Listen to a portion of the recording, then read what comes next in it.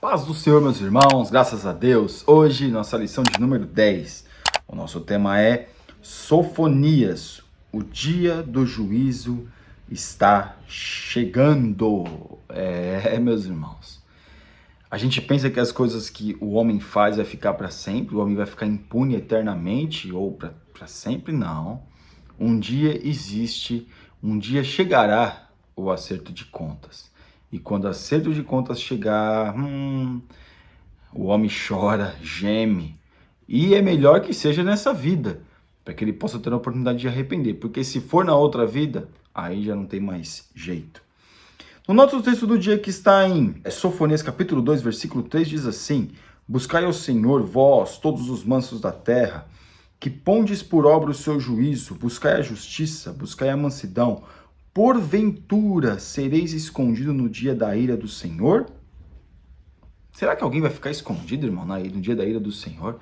Será que a impunidade que a justiça, que a nossa justiça tem para com os corruptos, para com os ladrões, para com as pessoas que fazem mal à sociedade, será que a justiça de Deus é a mesma justiça desses homens que deixam impunes ladrões, que deixam impunes pessoas terríveis, políticos, bandidos? Não, meus irmãos, nada fica impune diante da justiça e do juízo de Deus. Nossa síntese. A profecia de Sofonias forneceu os fundamentos teológicos para a compreensão de um juízo vindouro que alcançará toda a humanidade. Toda a humanidade vai ser julgada, isso nós já sabemos, já entendemos, que toda a humanidade chegará ao dia do juízo, chegará ao dia do Senhor, e toda a humanidade será julgada, toda a humanidade será levada a juízo. É interessante que as pessoas curtem, nossa, não quero saber e tal, mas quando chega do juízo, quando a gente fala de juízo, alguns acham que nem vai acontecer mais, mas vai acontecer, irmãos. Todos nós vivemos, todos nós temos a colheita. Aquilo que nós plantamos, nós vamos colher. Amém? Nosso texto bíblico que está em Sofonias capítulo 1, versículo 1 e 2. Palavra do Senhor vinda a Sofonias, filho de Cusi, filho de Gedalias, filho de Jamarias, filho de Ezequias, nos dias de Josias, filho de Amon, rei de Judá, inteiramente consumirei tudo sobre a face da terra, diz o Senhor. Então nós vemos aqui que Sofonias ele viveu na época do rei Josias. Aqui no tópico 1, Sofonias, parte 1, sua vida. Sofonias significa o Senhor esconde. Ele nasceu durante o reinado de Manassés, uma época marcada pelo derramamento de muito sangue inocente. É provável que o seu nome seja uma menção à proteção que o Senhor lhe deu, visto que foi escondido pelo Senhor das maldades do rei. Ele nasceu na época do rei Manassés, mas o seu ministério profético, né? A sua profecia, com certeza foi na época do rei Josias. Foi na época do rei Josias. O rei Manassés foi um rei terrível. Ele cerrava os homens ao meio, como diz lá em Hebreus. Provavelmente alguns defendem que Isaías morreu cortado ao meio, porque Isaías profetizava contra algumas coisas que Manassés fazia. Manassés foi um rei terrível. E nós vemos, meus irmãos, que o que acontece aqui com este homem também, ele nasceu na época do reinado de Manassés. Aqui, na parte 2, o contexto histórico. Os pecados de Judá descritos parecem refletir os momentos que a nação viveu antes do início da reforma religiosa de Josias, iniciada apenas no 12º ano do seu reinado, aproximadamente 627 anos antes de Cristo. O rei Josias se empenhou em banir a idolatria de Judá, purificando os locais sagrados e restabelecendo o verdadeiro culto ao Senhor. Então, Sofonias, ele ajudou nessas reformas. Ele ajudou para que pudesse vir realmente algumas coisas pudessem melhorar ali. Porque as pessoas viviam na idolatria, meus irmãos. Idolatria não era questão que eles estavam só na idolatria. Eles eram crentes e também eram idólatras. Eles faziam muitas coisas terríveis contra a palavra de Deus. E é claro, um homem de Deus como Sofonias, Deus levantou este homem para pregar, para ajudar que as pessoas viessem realmente entender que Deus é o verdadeiro Deus. Coisas que as pessoas hoje, às vezes, não entendem isso. Mas as reformas que foram feitas, né, nós vemos que Sofonias, ele ajudou para que pudesse isso se concretizar. A estrutura e mensagem do livro. O livro possui um estilo predominantemente poético e está organizado em 3 partes principais. Começa anunciando o juízo sobre as nações da terra, incluindo de modo mais detalhado a situação de Judá. Na segunda parte, há uma particularização de nações estrangeiras que prestarão conta com Deus nesse julgamento: Filistia, Moabe, Amon, Etiópia, Assíria. Por fim, trata do juízo divino sobre Judá, apresentando a purificação do povo e a restauração dos remanescentes fiéis. Então, veja que Deus já estava avisando já há algum tempo acerca daquilo que Deus faria. Deus falou, olha, vai haver o dia do juízo, vai haver o dia do acerto de contas, mas o povo não ouve, o povo não quer. O jovem acha que tô nem aí, vou viver minha vida, quero nem saber, minha vida é minha, e daqui 15 anos, tem 18, 20 anos, daqui 15 anos, 20 anos, quando eu tiver família e tudo, aí eu volto para a igreja. As pessoas acham que haverá tempo, sempre haverá tempo para elas. Mas o dia do juízo, quando chegar, todos, claro, que participam, todos até sofrem, mas aqueles que são de Deus são consolados, também passam por situações, podem passar, mas são consolados por Deus, pelo Espírito Santo do Senhor. Mas aqueles que não têm Deus, não há consolo nenhum, não há lugar para eles irem, não tem como chegar a algum lugar. Por quê? Porque não tem. Deus está falando com o povo que chegaria o dia do juízo, que chegaria o dia do acerto de contas. Deus está falando hoje com o povo que vai chegar esse juízo, que vai chegar o dia do acerto de contas. Mas o povo não ouve, o povo não quer. O povo acha que isso é uma utopia, algo que nunca vai acontecer. Nos enganamos, irmãos, porque Deus já está agindo na humanidade. Na parte 2, o juízo vindouro, a ira do Senhor. Sofonias iniciou sua mensagem com severidade, destacando que a ira do Senhor consumiria tudo sobre a face da terra. A ira do Senhor não pouparia Judá, pois Jerusalém praticara o sincretismo religioso e a idolatria. O sincretismo religioso, meus irmãos, é a mistura de religiões, de fazer com que o santo se torne profano, né? Fazer uma mistura. E hoje, misericórdia, a gente fica abismado, irmãos, porque aquilo que era uma bênção na igreja, misericórdia, o que estão fazendo com os louvores do Senhor?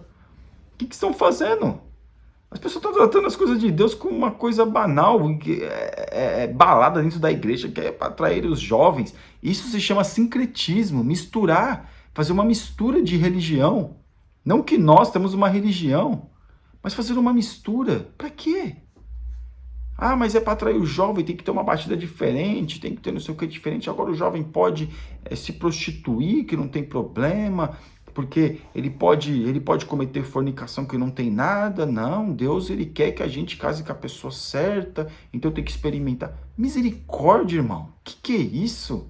Isso é uma vergonha. Onde já se viu uma coisa dessa? Trazendo aquilo que é do mundo, aquilo que é pior do mundo para dentro da igreja. Por que não traz aquilo que é melhor do mundo?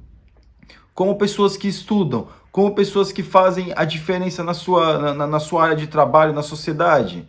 Claro, diferença para o bem, porque a gente fala às vezes de crente e acha, das pessoas do mundo, e acha que só tem pessoa ruim, não. Às vezes nós temos que olhar para as pessoas, que a inteligência da pessoa. Por que não traz isso para dentro da igreja? A força que essas pessoas estudam para entender alguma coisa? Não, extrai aquilo que é de pior. Aquilo que é de pior. Bebedeira, prostituição, até drogas. Não tem problema, porque uma coisa, um abismo chama outro abismo, e quando vê, meus irmãos, está tudo misturado e ninguém sabe quem é quem. E infelizmente, esses influenciadores digitais, como a gente vê, influenciadores do mundo gospel, ó, o mundo gospel, que é isso? As pessoas ficam, em vez de extrair aquilo que é de melhor, a pessoa se extrai sempre aquilo que é de pior. E sem contar que essas pessoas, o que essas pessoas têm para influenciar alguém que elas são o quê? São famosas? E as pessoas estão na tietagem evangélica, misericórdia, meus irmãos, está misturando tudo. Ao invés de adorar a Deus, está adorando o homem, está adorando tem um ídolo, adorando ao artista. Então nós vemos aqui que, claro, com outras situações, que a gente vê que o que está acontecendo hoje é um relato daquilo que aconteceu no passado, aquela mistura de religião, aquilo que tudo pode, misturar o santo com o profano. As pessoas estão extraindo aquelas coisas, sem contar algumas mandingas que existem dentro do mundo evangélico. Ah, né, irmão? Nossa, as pessoas que são, que têm medo de tudo, que fazem simpatia dentro da igreja, misericórdia, irmão. Que lê horóscopo, que faz. Ah, nossa, irmão, você tá falando. Mas é verdade. Numerologia, misericórdia, mas então isso é um sincretismo religioso, fazer uma mistura de tudo isso. E isso foi uma das coisas que Sofonias denunciou no seu tempo. E então podemos denunciar também hoje, né? Nessa mistura, o evangelho que antigamente era simples, hoje parece que é uma coisa sofisticada, mas não é sofisticada para o bem, é sofisticada sim, muitas vezes para o mal, infelizmente. Então aqui na parte 2, Judá não teria imunidade. Os judeus se iludiam com a ideia de que o dia do Senhor seria um dia de livramento e festa, onde Deus destruiria para sempre os seus inimigos. Irmãos, aí que tá. É interessante, porque fala de juízo, fala, não, nós somos filhos de Abraão, né? Eles entendiam isso, nós somos judeus, temos Deus na nossa vida. Deus não vai entrar com juízo nós, porque nós somos escolhidos, porque você é escolhido. Misericórdia. Aqui, meus irmãos, o povo sofreria sim, os judeus seriam que sofreriam uma pior penalização ainda, porque foram idólatras. O peso sobre o crente, que é desobediente e promíscuo, é maior do que a do ímpio. Porque o crente, ele sabia a vida que ele tinha boa, quando estava na presença de Deus, sendo fiel a Deus, e agora ele não tem mais. Ou seja, vem aquele arrependimento no sentido, poxa, olha, tanto tempo que eu perdi, o ímpio não, o ímpio já está naquele caminho. Então veja que Judá pensava que ia ter uma imunidade. Não, Deus está falando, mas não vai acontecer assim, não, peraí, porque existia muitos profetas ali, como Jeremias também teve que enfrentar esses profetas, que falavam, não acredito nesses homens, não vai acontecer nada. Não, se vocês forem para o cativeiro vai durar só 2 anos. Não vai acontecer isso, não vai acontecer aquilo, não vai acontecer aquilo outro. E o profeta de Deus está falando, vai acontecer. Mas o povo quer acreditar na mentira. O povo tem facilidade de acreditar na mentira. O povo quer a mentira. Tem muitos de nós que queremos a mentira, queremos ouvir mentira, não queremos ouvir a verdade. Porque a verdade exige de nós o quê? Um arrependimento, uma mudança de comportamento. A mentira continua do jeito que está. Fazer o quê? É assim mesmo.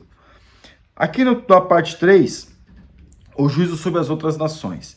Para os ímpios judeus, não adiantava tentar se esconder do juízo buscando abrigo em outras nações. A única atitude que o esconderia do dia do Senhor era o arrependimento. A única forma, meus irmãos, que nós temos que podemos, né, não nos esconder, mas nos esconder no sentido de termos uma oportunidade a sermos consolados com o Espírito Santo mediante as catástrofes, mediante as situações que acontecem na nossa vida, é o arrependimento.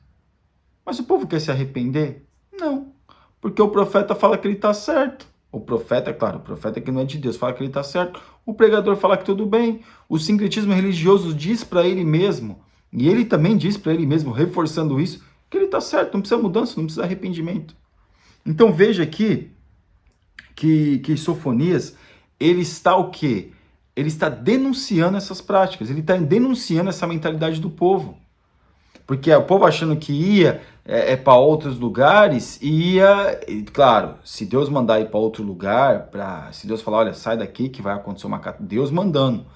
Mas o povo querendo mudar de lugar, em desobediência, achando que só porque vai para outro lugar, é um país rico, né? Vamos dizer assim, o Brasil está passando por uma crise econômica, uma crise política, e vai para um outro país e acha que vai, não se arrepende, não, lá vou ter uma vida melhor. Acho que não vai. Porque lá também o juízo de Deus vai pegar ele ou vai pegar ela. É assim que nós temos que entender.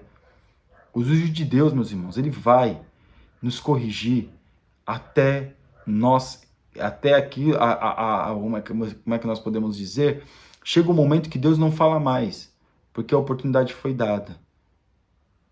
O juízo de Deus fala até tem um limite para o juízo de Deus, ele se manifestar na nossa vida. Mas chega um momento que a gente não quer, é um direito que nós temos. E aí é complicado, porque a gente cai na nossa própria mão. Amém? Tópico 3. O dia do juízo está chegando. Uma cidade opressora.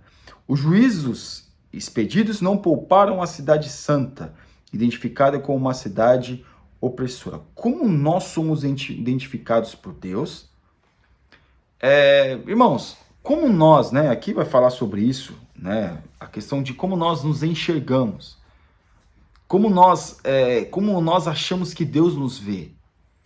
Porque a gente se preocupa como as pessoas nos veem. A gente quer ser, né? Como diz lá o seriado, descolado. Eu quero ser aceito por todos. Eu quero chegar na igreja e conversar com todo mundo. Mas também quero chegar no mundo da piada, risada de piada suja, ter uma vida mundana. Eu quero estar na igreja, eu quero ter uma vida na presença de Deus. Eu quero sentir, eu quero pôr a mão no coração. Mas também quando eu estiver no mundo, estiver com os meus amigos, eu quero sair para beber. Eu quero ter uma vida normal. Como nós achamos que Deus vê esse tipo de atitude? Será que nós somos pessoas que estamos nos esforçando para agradar a Deus? Ou será que nós estamos sendo pessoas que estamos nos esforçando para agradar os outros e a nós mesmos? Como a gente está nos vendo? Como a gente se enxerga? E como nós achamos que Deus nos enxerga? Porque a gente tenta se convencer que os erros que nós cometemos não tem problema, tá tudo certo, nós estamos dando desculpas. Mas de fato, como é que Deus nos vê? Como é que Deus vê as nossas atitudes? Se a gente não começar a ter um coração arrependido, e claro, não somente arrependido, mas buscando uma mudança, vai ficar difícil a nossa situação. Parte 2. Oportunidade de arrependimento.